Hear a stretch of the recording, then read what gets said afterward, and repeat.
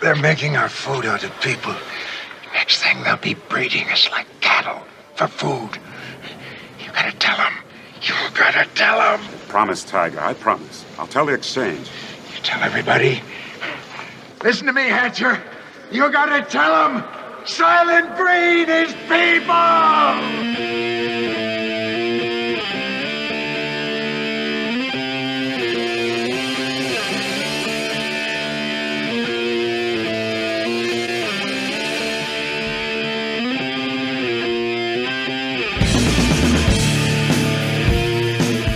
Hey there, Adrenalheads. I'm Jerry. Hey, everybody. I'm Mark. And on today's show, we are covering the science fiction classic Soylent Green from 1973. Because why settle for tacos when Tuesday can be Soylent Green Day? Yeah. So for this one, we talked about it, and I remembered that 2022 is the year that Soylent Green is set in. So it's like, hey, let's do it. Yeah. Made sense. We're in a new year. It's that year that this movie is representing. And even though it was done in 73, it's interesting now. Yes. So let's go ahead and cover the synopsis. Mark, will you take care of that? Sure. The synopsis is, in a densely overpopulated, starving New York City of the future, NYPD detective Robert Thorne investigates the murder of an executive at rations manufacturer Soylent Corporation. With the help of elderly academic Saul Roth, Thorne begins to make real progress, until the governor mysteriously pulls the plug. Obsessed with the mystery, Thorne steps out from behind the badge and launches his own investigation into that murder. Yeah. And then, it's interesting. It's an interesting take on this. Oh, yeah. It is an interesting perspective of their thoughts of what 2022 would look like back in 1973. Yeah. And we'll probably go through what we saw and what we think of in comparison to what we're living with today. Exactly. Regarding this particular movie. Plus a lot of, I would say, the social commentaries that are very much reminiscent of what we're going through today, which is interesting. Okay, and moving on to let's go to people we may know in the film. And when I say may know, I think we know the lead here. I think so, too. Yes. So go ahead and take the first one there, Mark. Okay, perfect. So Charlton Heston, who plays Detective Thorne, has 126 film credits per IMDb, of course. One of the most famous roles for Heston was in The Ten Commandments. Among others are Ben-Hur, El Cid, and one of my favorites, Planet of the Apes, which we have previously covered. And that's quoting Jerry. Yes, it is. Yes. And next we have Edward G. Robinson playing Saul Roth, who has 117 film credits. He worked previously with Heston on The Ten Commandments and famous for these tough guy roles like Key Largo and others. Cool. Next up would be Lee Taylor Young, who played Sherry, has 73 film credits per IMDb. Credits are split between TV and movies. Famous roles are The Horseman, The Gang That Couldn't Shoot Straight, and Jagged Edge. Jagged Edge? Wow. Yeah. It was about 10 years after that one. So, next we have Chuck Connors, who plays Tab Fielding. The most famous role for Connors is, who has ever watched classic TV, is in The Rifleman. Yep. Which I knew him from. So same here, as well as Airplane. Oh, really? Yeah, he was in Airplane, too.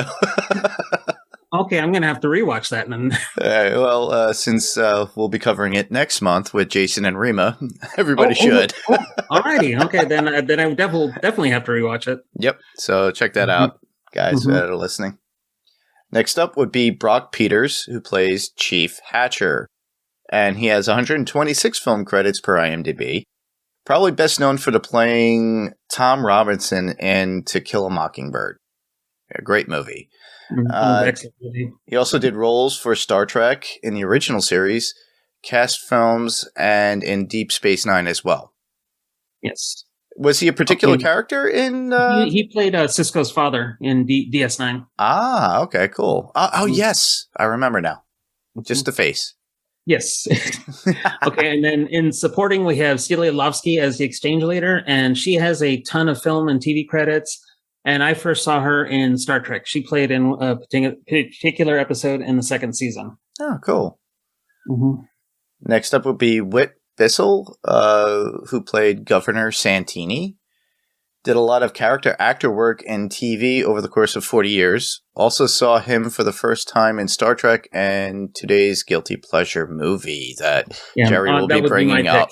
Yeah, that would be my pick. Awesome. And just as an aside, the last three actors we have mentioned all played on Star Trek. So that's an interesting little connection there. So that's awesome, though. Okay, and then finally we have Joseph Cotton, who played Simonson, who also has a ton of film credits. His famous roles are Citizen Kane, Third Man, Touch of Evil, and Gaslight. Cool. Okay, and then let's move on to our general thoughts of the movie. Mark, what is your thoughts about this? Well, it's kind of cool for the fact that, this movie is a dystopian movie for its time. Obviously filmed in 1973 based on 2022. And I just love that there are so many human aspects in this because Thorne is still a shady cop. Because in the very beginning of the movie, he's stealing stuff from the crime scene. You got bourbon. What was it? Cherries or something too? Soap, meat. Yeah. Celery, a couple jars of something. And he kept taking stuff. And it's like, oh, yeah, this is evidence. He just takes it home for his friend Saul. And then Saul is actually, taking on the bourbon at one point, which is pretty cool. So I really enjoyed that aspect of it. And but the fact is, it's very humanistic, the movie. Also with the social commentary, as we spoke about before.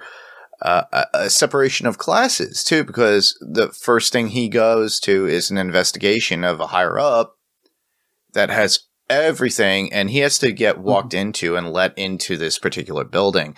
Whereas if you walk the regular streets within New York, everybody you can walk anywhere. Yeah, you could go anywhere you want, but it's kind of shady. There are subclasses. There's still probably middle class and lower class at that point. And, I just love the way how the future is represented within that time as far as the look, even though we still have tube TVs and radios and things of that nature. And there's a lot of things. But when we see the more richly stuff, they try to give it that future look as well, which I give them credit for. Because they wouldn't know what's going to happen over 40 years later, because what the representation here is of what they think of the future, but they have to use contemporary items. Yeah, they have to use what they have. Very much like Buck Rogers, or even Star Trek at that matter, too, during that time. Because they were using things, but, nowadays, what we refer to as a cell phone could be used like a tricorder or what have you. Communicator or whatever, yeah. Okay, and my thoughts on this are, this is, again, one of the classics of 1970s science fiction, and I love it. And this is a place where there's 50% unemployment. Food is squares, soybean biscuits. Real food is practically non-existent. Giant scoops are used for crowd control, and people are included in apartment rentals and are called furniture. Yeah. Yeah, and a lot of these films, like in this era between I think I mentioned it on Planet of the Apes, is like that era about 65 to 80 roughly. They had a certain aesthetic of, if you kind of just look at the period of the films of the period, is that, they had this representation of the future, but again, with contemporary items. So there's always these analog dials. It's like 4-bit computer games. Yeah, 4-bit computer games, exactly. Thinking there's a future. Yeah. Yeah, I thought that was pretty cool because it shows up within that apartment too, and I saw that. Exactly. I was like, "That's a 4-bit game." Yes, and I do have an item on that later. All right, cool. I thought, just like what you were saying, with the real food costs more than Soylent Green itself. So they're basically trying to entrap these people to use this. Beef for Miss Cheryl that kind of caught me too. He got the beef from his Cheryl. Plus all the vegetarian and beef within that he had to be sold. It basically had to be sold on the black market at that point too. Yes. Okay, and from here we will move to our favorite scenes in the movie. Mark, go ahead and take the first one. First one for me will be the difference in, between the people, the classes, how they were able to explain it, the rich, who they are, how they have everything, and how they're segregated from everybody else. The working class within the police are okay, but they still live in poverty, and if you look at Thorne himself, he is living in poverty. Exactly. Yeah. They talk about reading at one point, Thorne and Saul. A lot of people don't read, kind of like today. Everybody just looks at visuals at that point. And there was a lot of things that Thorne didn't know because he's not as older as Saul. Yes, exactly. And looking at it, what would Saul be, about 80 or so in that time? I would say between 70 and 80. Yeah. Okay. My first is Cheryl's shopping trip. When she leaves leaves with the bodyguard to go get her the beef out of the pantry. Yeah, the illegal pantry, and you have a piece of beef, lettuce, like a leaf of lettuce or a few leaves of lettuce, tomato, celery stalk, apple, and a couple jars of something costing about $300. Yeah. That's a lot.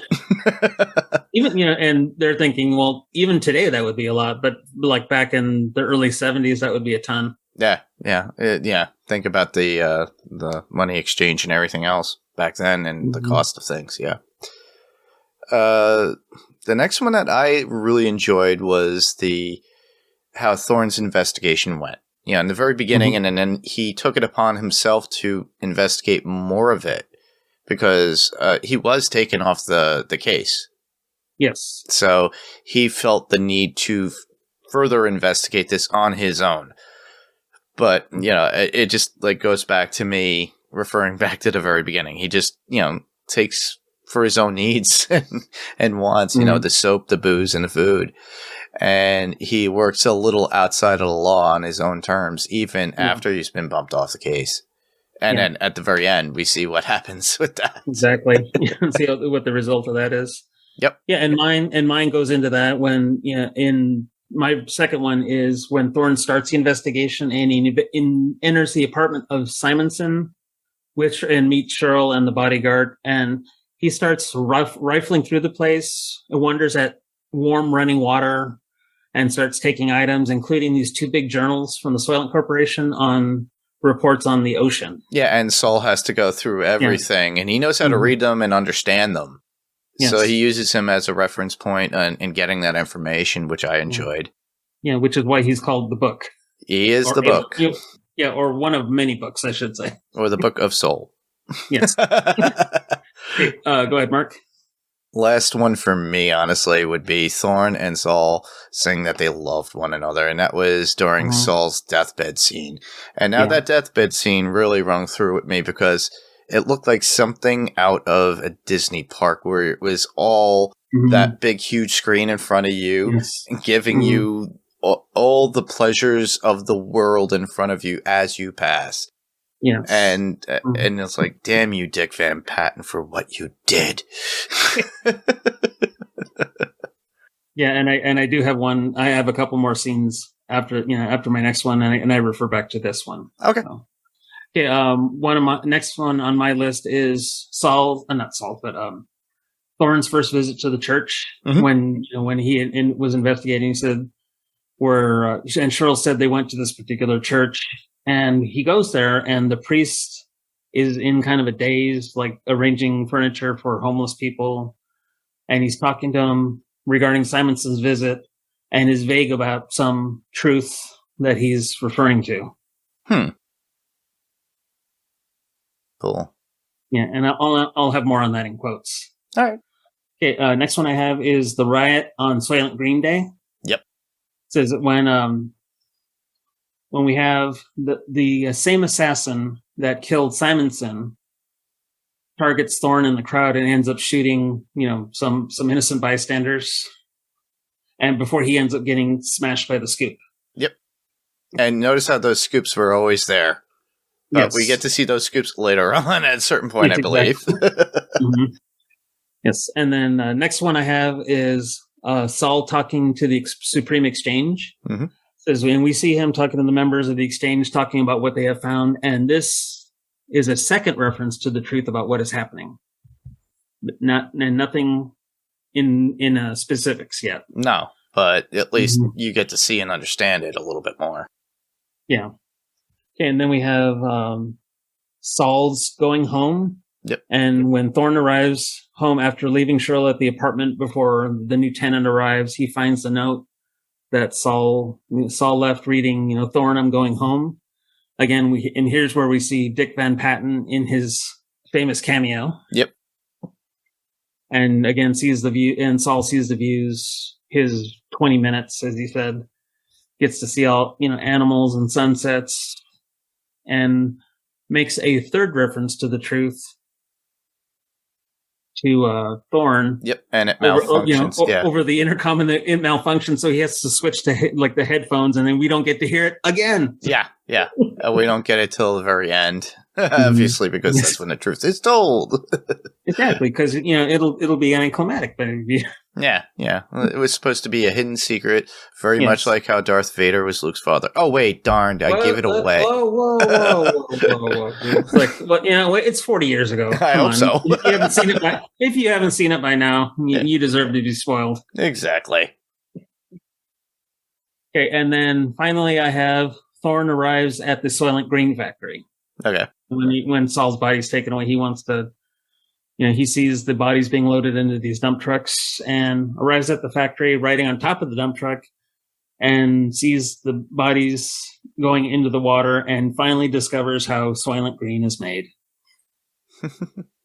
That look a lot like dried fruit or vegetables from your air fryer. And they're all chips. Notice how everything is dried out. They don't... back in the day, they used to boil everything. Now everything in the future has to be dried. Yeah. Not in pill form either. No. Okay, and so that concludes with my interesting favorite scenes. So let's move on to interesting facts about the movie. Sure. You want to start us off? I guess. Cheryl, when we first meet her, is seen playing a stand-up video game called Computer Space, which is one of the first coin-operated video games to exist, and was designed by Nolan Bushnell, who later founded Atari and designed Pong. Wow. I had Pong when I was a kid. Pong? Anyone else have an Atari 2600? Well, the original Ataris are hard to come by, too. Well, you can get them you can get all the games on like a little handheld device, or a little retro. Or the retro joystick. Yeah, that has all the games in it anyway. And it has HDMI at least. Yes, exactly. That's good. Okay. Well, Mark? Yep. Next up would be during shooting, Edward G. Robinson was almost totally deaf. He could hear people only if they spoke directly into his ear. His dialogue scenes with other people had to be shot several times before he got the rhythm of the dialogue and was able to respond to people as if he could hear them, which is very interesting. Yes. And with that one, because, it's the whole memorization, and I don't know if he had to count in his head or just look at their lips at that point when they finished, to have that conversation. Okay. Next one is when Thorne discovers he is too late to stop Saul's suicide, he begins to cry. And according to an interview on TCM, Heston was really crying because he knew he was so moved by Robinson's performance. Robinson knew at this point he was dying from cancer and had kept it from the cast and crew. He knew it would be his last film, and Saul's death scene was the last scene he ever filmed, and passed away 10 days after shooting wrapped. Wow. Well, it was a nice send-off. Yeah, a nice send-off to him. Next up, the buildings in the matte painting skyline in the background of New York you can see the Marina City Towers from Chicago and the Transamerica building from San Francisco. So somebody got a little bit creative with the matte paintings. Yeah, and I like that at this time in the 70s, like, and Star Wars uses technology too, like with Obi-Wan turning off the tractor beam. Yeah. They use the matte painting for like to show the depth of what, of how deep it was or how far it went down that shaft. Yep. Mm-hmm. Yeah, with no safety railing, of course. Of course not. No, but he could, balance himself. Yeah, exactly. Okay, and next we have in July 2011, a small grain spirulina cracker called Soylent Green was released. And the box does not use any images or characters from the film, but humorously attempts to be an actual product. So then I checked Amazon, and there is a gluten-free protein meal replacement called Soylent.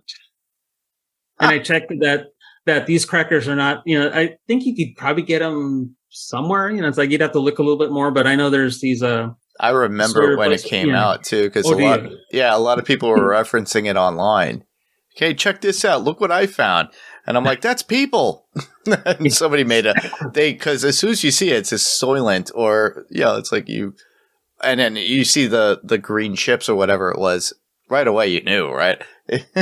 But if you were somebody who was a millennial or anybody that never even saw this movie, you wouldn't have a clue. Exactly. Because it's very, I was going to say, knowledge held by older people. Yeah. Because and plus, it's not it's not a very famous movie. I mean, it's not The Godfather or anything. But it is revered in the sense that people remember that famous line. People remember the idea of that thought. And it was so dystopian for its time that, it passed down over several decades. People remember it because of those things. Yeah, and I make sometimes I make references to older movies like Planet of the Apes or some 70s movie that I remember watching when I was young. And like my nieces and nephews are in their 20s now, they don't have a clue. No, they don't. Unless you actually expose them to that, or they were brought up on that. That's the only way they're going to know. Yeah. Okay, and the final one we have, go ahead and take, Mark. The original title of the book by Henry Harrison, Make Room, Make Room, was changed by the producers fearing that it would be confused with the long-running TV show Make Room for Daddy, the Danny Thomas show, which is funny. Yeah, because they weren't going to call it Make Room, Make Room. Yeah. Okay, and that does it for our facts. So let's move on to quotes. Mark, go ahead. My first one would be from Cheryl, and she goes, "I'm straight as Charles. I would never cheat." And I've never heard that term before. That's pretty good, though. I'd have to look that one up. I got to use that. Okay, my first one is when Simonson's assassin is getting his weapon from his handler, who asks him, "Do you have the words straight?" He says, I won't understand them if I live to be 100. And the handler responds, "You won't." And I was like, when I was kind of listening intently for quotes and during the rewatch a few days ago, and it's like when he said "you won't," and I was like, "Damn," because it's like because in a city of like 40 million people, you're probably not going to live long. With overcrowding and probably malnutrition the way it is, and probably not water that isn't very healthy. Yeah. The next one for me would be, and it's my last. It's a conversation between Saul and Thorne. Saul says, "There was a world once, you punk." And Thorne says, "Yes, so you keep telling me." Meaning that it's just like, okay, apparently this is a new world. But, and then of course we have that famous last one. And we'll get to that one in a second. Let's see here. My next one is Thorne's visit when he goes to talk to goes to the church to talk to the priest. He says, "I can't help you. Forgive me. It's destroying me. What is the truth?" To which Thorne replies, "The truth Simonson told you? All truth." Thorne asks him again, "What is it? What did he confess?" And all the priest says is, "Sweet Jesus." And and then I'll take the next one. You can take the final. Next one I have, next to last is when Saul is talking to the exchange after reviewing their findings. Saul says, "I see the words, but I can't believe them." The leader responds, "Believe. The evidence is overwhelming. Simonson was a member of the board, and he learned these facts, and they shook his sanity. The corporation knew he was not reliable anymore. They feared he might talk, and so he was eliminated." And Saul again asks, "Why are they doing this?" Leader responds, "Because it is easier. I think expedient is the word, because what we need is proof of what they are doing before we bring it to the Council of Nations." And Saul replies, "Oh God." And Leader again responds, "What God, Mr. Roth? Where will we find him?" And Saul replies, "Perhaps at home." Yes, at home. And that's why he says, and that's why Saul says, "I'm going home," and goes to the euthanasia center. Yep. And it's kind of heartbreaking because when you see that and you're that old, and it's like, give up, done. Yeah. I've lived a long life. And I can see why he did it. Yeah. Okay, and then will you take us to the last one, Mark? Well, the very last one, that would be Thorne screaming out at the very end, "Soylent Green is people!" Soylent Green is people! As Charlton Heston would say it, in my worst Heston impersonation. Yeah. And that one, just incidentally, is one of the top I think it's, let me see, I have it written here, number 77 in the top 100 movie quotes by the American Film Institute. Yep.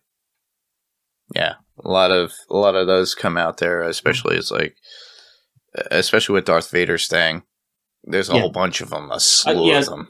There's a bunch that, we can, like Godfather and Empire Strikes Back is up there, way up there. Or "I'm walking here." Yes. and on further commentary on this one, I came across a couple articles about what Soylent Green accurately predicted about 2022, from the time it was shot. Now, they're roughly true, but they're becoming disturbingly real. Yeah. One is climate change. Yep.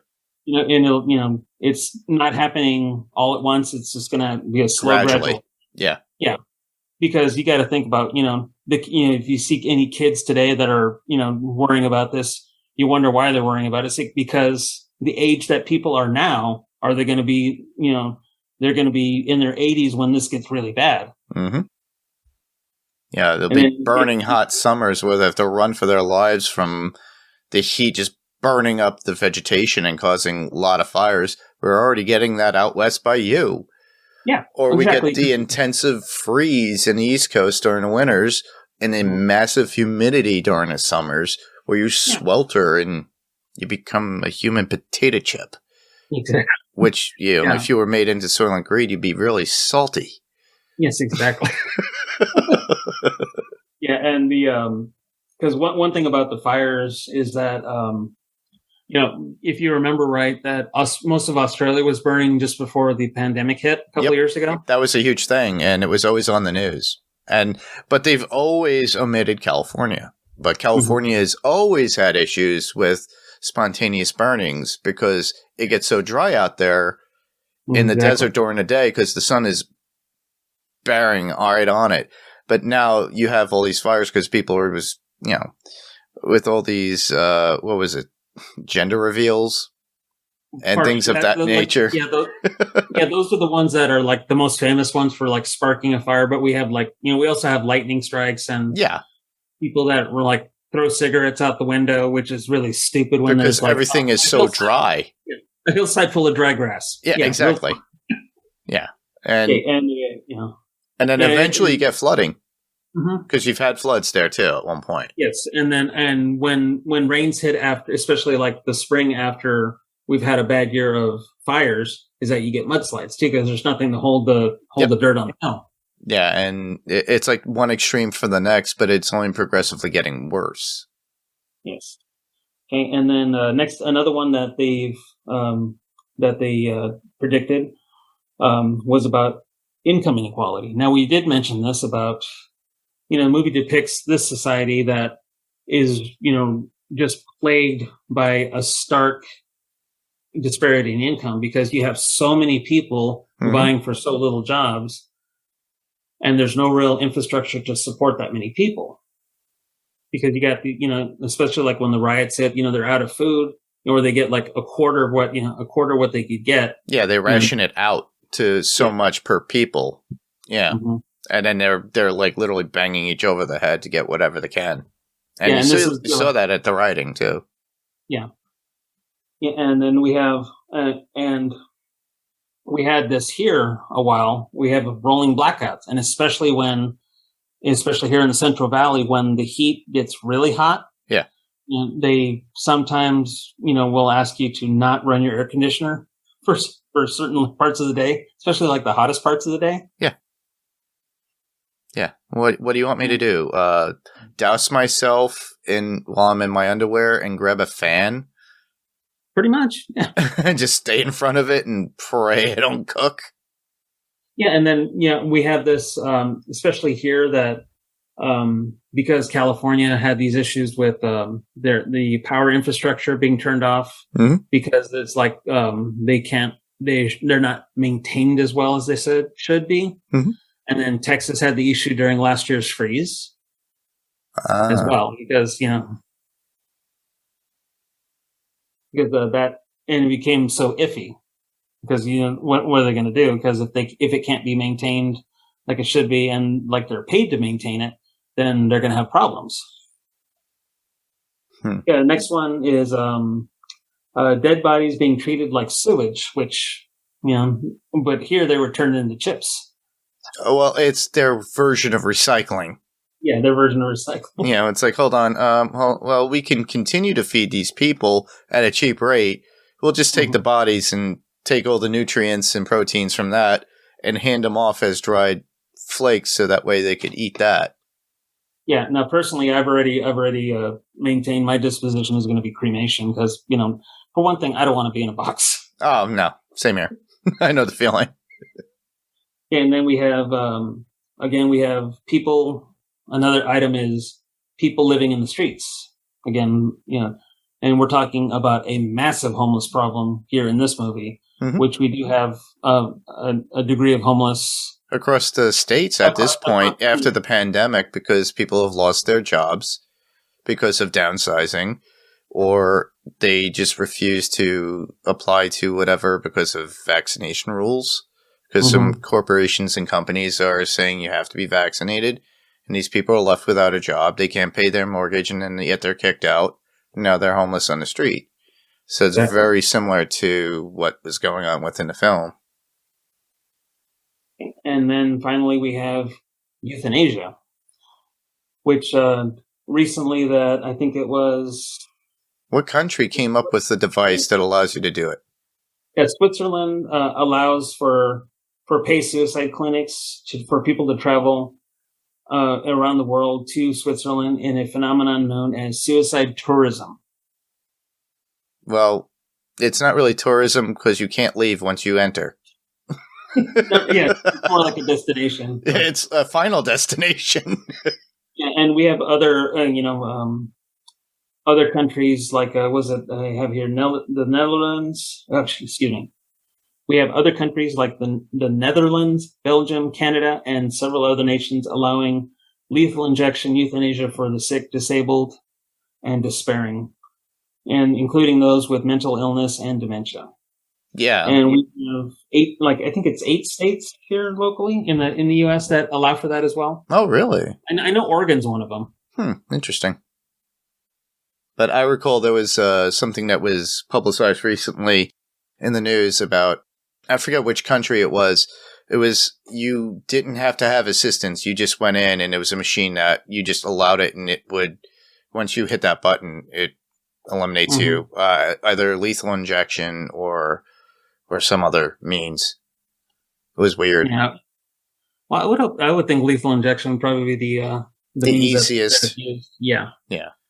Yeah, because we see this depicted with with Saul, and hopefully they'd give you some something to comfort you in those times. But if you're terminally ill and you know it, I can see, I can understand the appeal of it, because if you're gonna die, if it's something painful, if you're like cancer ridden or whatever, some form of painful death, I can see the appeal of doing that. Yeah. Because I'd rather go out on my own terms than a fast death instead of a slow, torturous one. Lingering. Yeah. Okay, and that does it for that discussion. So on the rating, what would you rate it between 1 to 10, Mark? For the film and how it conveyed and the investigation for this, it intrigued me. It always has intrigued me, this movie. I would definitely give it like a 7.9 out of 10. Mm-hmm. Yeah. Yeah, and for me, for a lot of similar reasons, I give it an 8.5.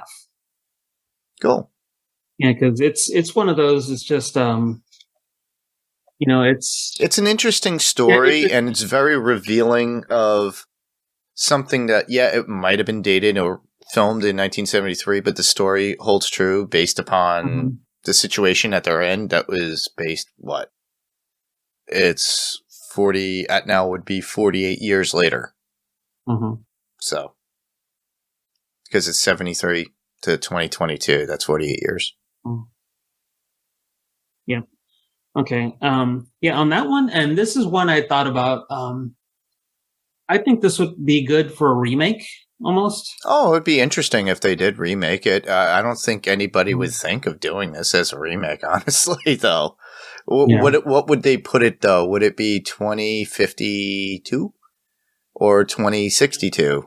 Do at least a good 40 or 50 years. Yeah, I would say 50 to 100. I'd say like maybe straight up like maybe 2100.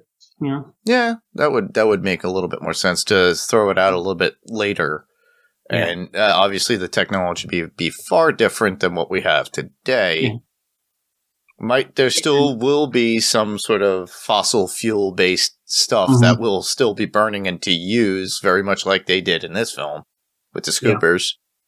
But that look like garbage trucks. Yeah. Because all it really looked like was the trucks that have the fork on them to pick up the dumpsters. Then they just had a scoop. Yep. That's welded onto the front. Yeah, that's all it looked like. So yeah, like an old fashioned plow that they have for dirt and things of that nature. Okay, and then let's move on to guilty pleasure movies. And these are any movies that are not popular or great, but you just have to watch them every once in a while because you just love them. So, Mark, what is your guilty pleasure movie?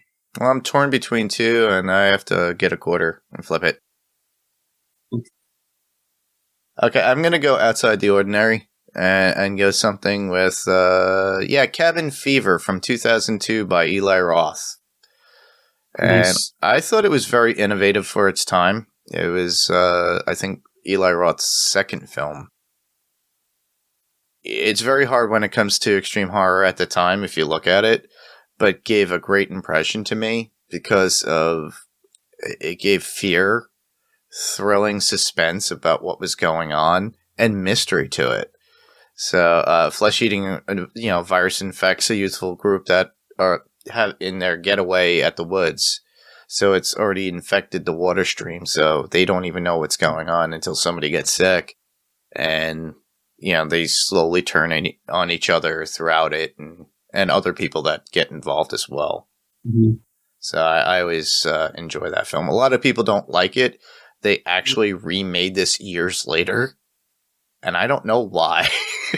Because I remember seeing Cabin Fever once upon a time. It must be at least 15 years since I've seen it. Yeah. Well, it came out in 2002, the original, but there's another one had come out after that too. I'm forgetting the year it came out, but I was like, wait a minute, it's the same movie. It just kind of remade like they did Psycho the one time.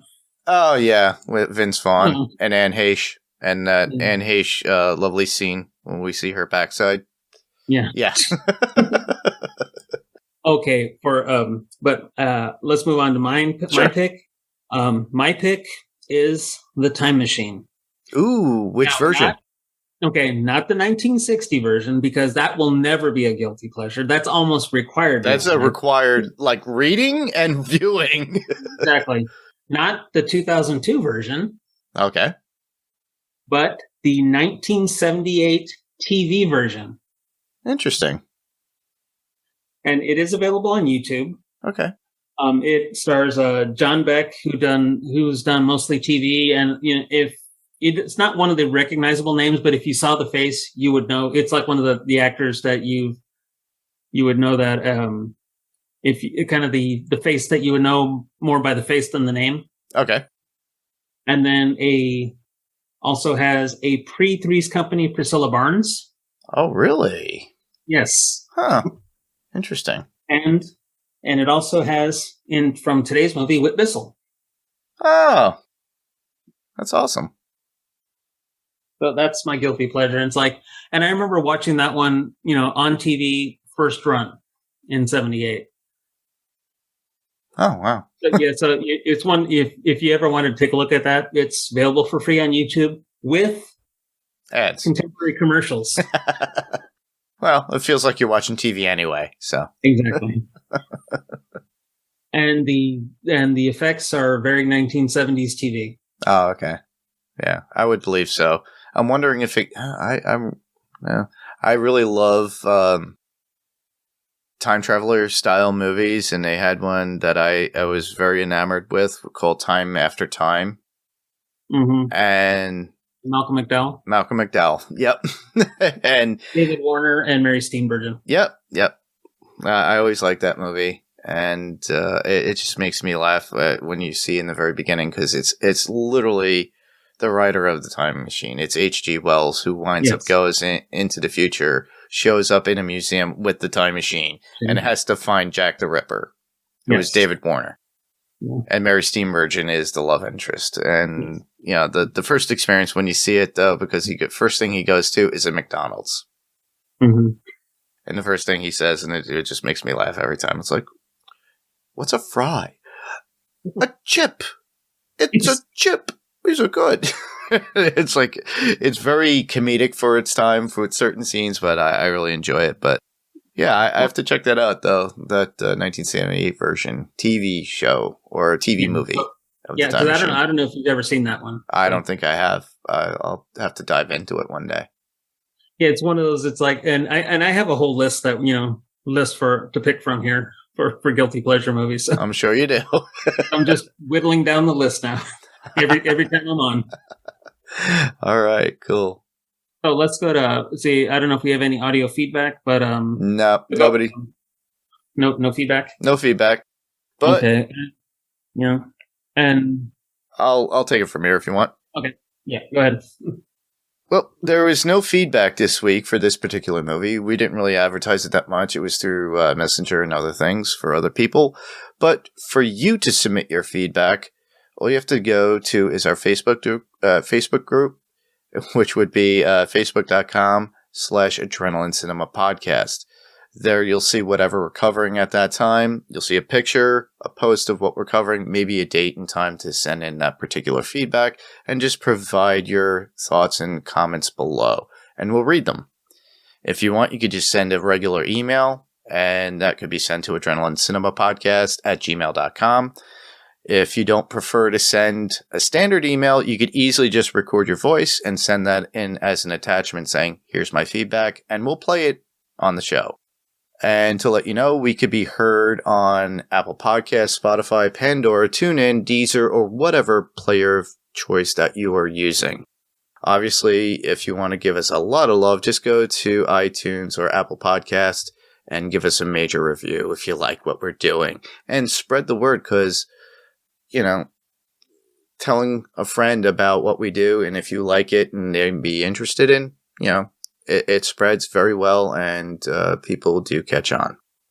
So if you could, give us a rating or review on any of those platforms, let us know and what you feel.